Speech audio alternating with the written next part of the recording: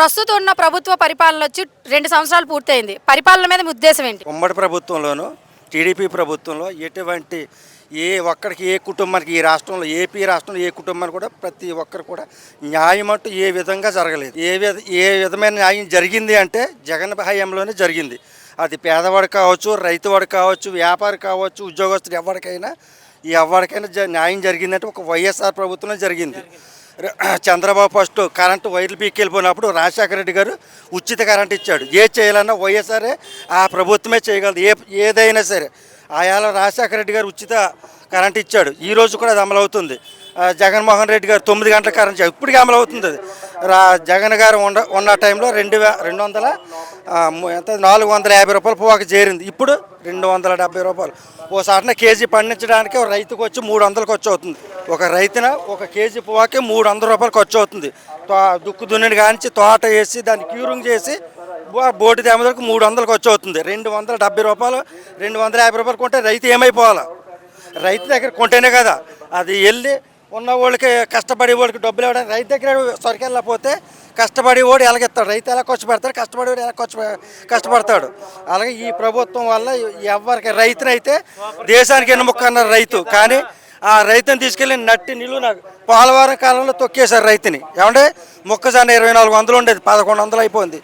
ఇది పొగాకు 450 ఉండేది, 270 అయిపోయింది. వరి అసలు వరి అయితే వేయొద్దు అన్నారు. మరి ఏం తిని బతకాలి? ఈ మెట్ట ప్రాంతంలో గోపాలపురం మండలం, దేవరపల్లి మండలం, జంగారెడ్డిగూడ మండలం, కోయిలగూడ మండలం, బుట్టాయిగూడ మండలం, ఈ 5 మండలాల్లో పొగాకు తప్ప ఏం పండిద్ది? పొగాకు అయిపోతే ఏం పండిద్ది? ఈ 5 మండల జనం ఏం తిని బతుకుతారు? పొగాకు యుద్ధం అంటున్నారు, ఒరే యుద్ధం అంటున్నారు.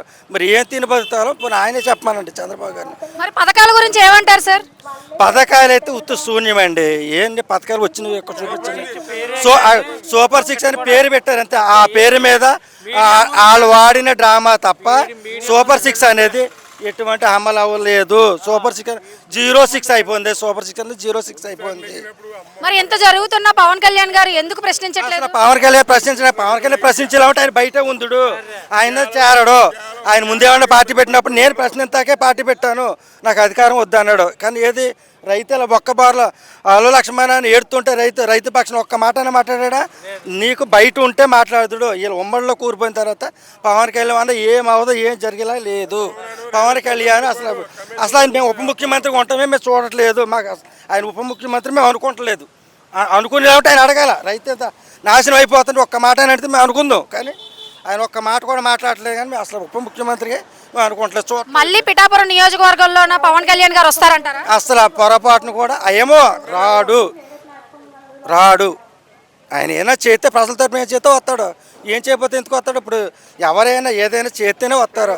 ఇప్పుడు ఈ రోజుని జగన్మోహన్ రెడ్డి గారికి ఎంతమంది అభిమానంతో ఉన్నారంటే ఆయన చేసిన పనులు ఏ ఒక్కరికైనా ఆయన ఈ ఏపీలో మొత్తం ప్రతి ఇంటికి ఆయన లబ్ధి పొందాడే తప్ప ప్రతి మనిషి పొందడు అన్నాడు ఎవ్వడూ లేడు. మరి రాష్ట్రాన్ని సర్వనాశనం చేశారు జగన్మోహన్ రెడ్డి గారి ప్రభుత్వం అంటున్నారు.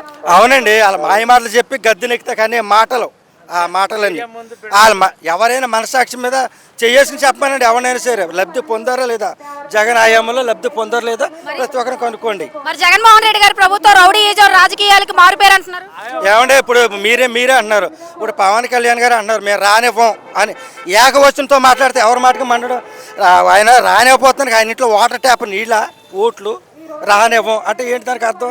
మళ్ళీ ఏకవచనంతో మాట్లాడితే ఎవరైనా కోపం వస్తుంది. ప్రతి ఒక్కరికి కోపం వస్తుంది. రెచ్చగొట్టే మాటలు మాట్లాడొద్దు దయచేసి. ఎవరైనా సరే ప్రతిపక్షంలో ఉన్నవాళ్ళైనా అధికారంలో ఉన్నవాళ్ళు రెచ్చగొట్టే వ్యాఖ్యలు చేయొద్దు. మరి వైసీపీ వాళ్ళు తొక్కిపట్టి నారదీస్తా అంటున్నారు కదా. నారదీస్తారు. 2029లో ఎవరు తొక్కిపట్టి నారదీస్తారో 2029 క్లియర్గా అర్థమవుద్ది. అప్పుడే తీసేస్తారు నారు ఎవరెవరిని తీస్తారు. 2029 వెయిట్ చేద్దాం. 2029లో ఎవరు నారదీస్తారో 2029 మొదట లెక్కింపు జరుగుతుండగానే తెలిసిపోద్ది.